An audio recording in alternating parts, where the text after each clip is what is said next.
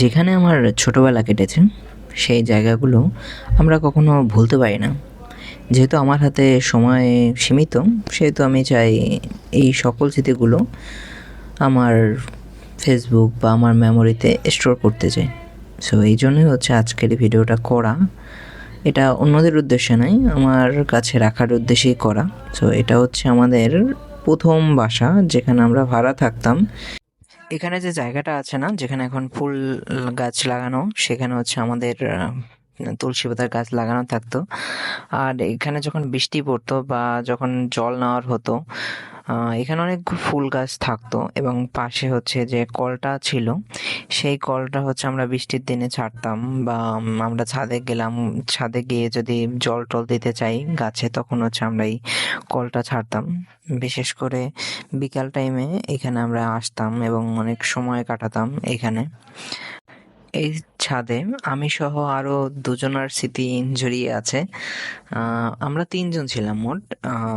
আমি, পূজা আর বিশু।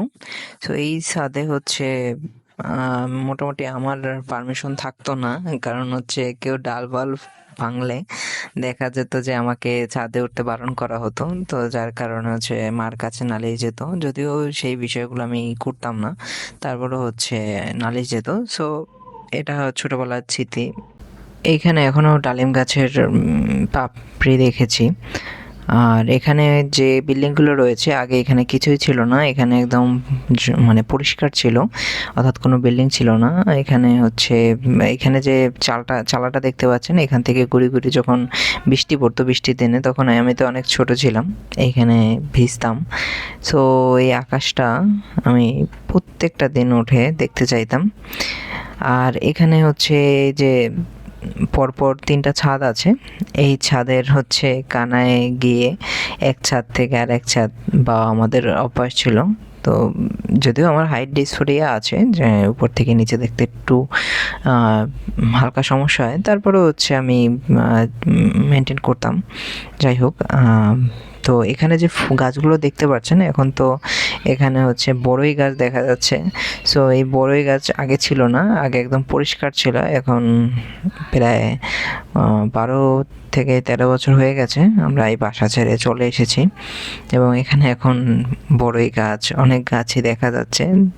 যদি এগুলো যত্ন না করলেও এখান থেকে ফল আসা শুরু হয়। তো যাই হোক, এখানে হচ্ছে শুধু আমরাই ছিলাম না, এখানে আশেপাশে হচ্ছে আমার ফ্রেন্ডদের বাসাও ছিল।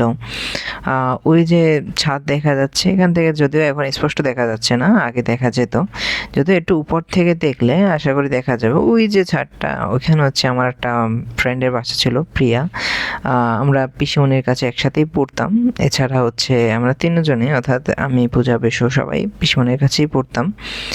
আর এই যে ছাদের যে এই যে ওঠার সময় যে জায়গাটা দেখতে পাচ্ছেন, এই হচ্ছে সেই জায়গা যেখানে হচ্ছে আমার কখনো যদি কোনো দুঃখ হতো বা কোনো কষ্ট হতো, এখানে এসে আমি বসে বসে সময় কাটাতাম।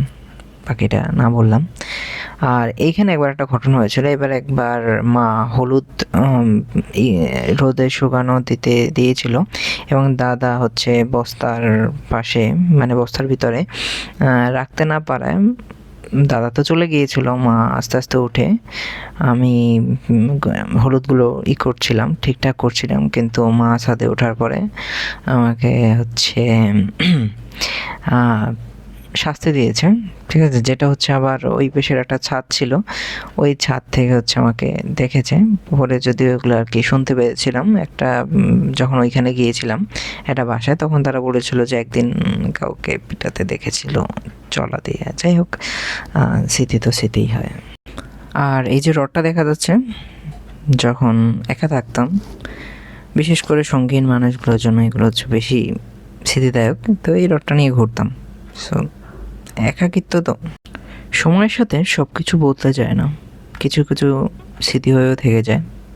এই যে আজকে আমি হঠাৎ করে মনে টানে চলে আসলাম, আজকে নিমন্ত্রণ ছিল, তবে ভাবলাম একবার ছাদ থেকে ঘুরে আসি।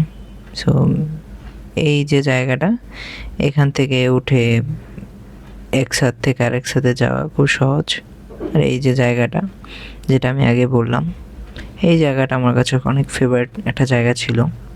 যদিও এখন অনেক দিন এই জায়গা থেকে অনেক দূরে, অ্যাটাচমেন্ট নেই। এটা বসে থাকতাম না, তখন ওই দিকে দৃষ্টি পড়তো, যে ওই ছাদটা আসলে ওখানে কেউ থাকে না বা ওইখানে কখনো কাউকে দেখিনি, জাস্ট মনের একটা শান্তির জন্য। আর এখান থেকে যখন আমরা নিচে নামতাম তখন আস্তে আস্তে পা টেপে টেপে আর কি যেতাম। এখানে অনেক সময় কুমারের আটিও থাকতো, তো মাঝে মাঝে দু একটা নিতাম। সো এটা যদি চুরি করা বলে, হতে পারে চুরি করা। তো যাই হোক, আস্তে আস্তে নিচে যেতাম। আর এইখানে যে সিঁড়িটা থাকতো না, এই সিঁড়িটার যে মানুষ ঘষে ঘষে যে নামে না, তো এই জিনিসটা হচ্ছে ছোটোবেলায় প্রচুর হতো, ঠিক আছে। যদিও পড়ে যাওয়ার ভয় একটা থাকতো। আর এই যে এগুলো দেখতে পাচ্ছেন, এগুলোর উপরে উঠে বা এই জানলার উপরে উঠে, এগুলো আমাদের নিত্যদিনের সঙ্গী থাকতো। যারা থাকতো তাদের টর্চার হতো। যাই হোক, এটা আমাদের বাসা ছিল, 2 রুমের একটা বাসা, কোনো রান্নাঘর বেডরুম নেই, সবই ঘরের ভিতরে। এই যে জানালাগুলো, এই যে এই বাসাটা ঘিরে যে গাছগুলো রয়েছে, আগে এই গাছগুলো ছিল না, আগে জবা ফুলের গাছ ছিল যেখানে হচ্ছে অনেক। আর এই যে জায়গাটা দেখতে পাচ্ছেন, এটা হচ্ছে আমার বন্ধু পূজার বাসা ছিল। আর ওর বাসা যেতে হতো ঘুরে, এত কষ্ট করে কে যদি যে দেয়াল টপকাতে পারে, যদিও এখন সিমেন্ট দিয়ে করে দিয়েছে, এখন টপকানো একটু হার্ড। তো আগে তো দেয়াল টপকানোটা ইজি ছিল, তো ওইখান থেকে যেতাম, অথবা ওদের বাসায় এখান থেকেও যেতাম।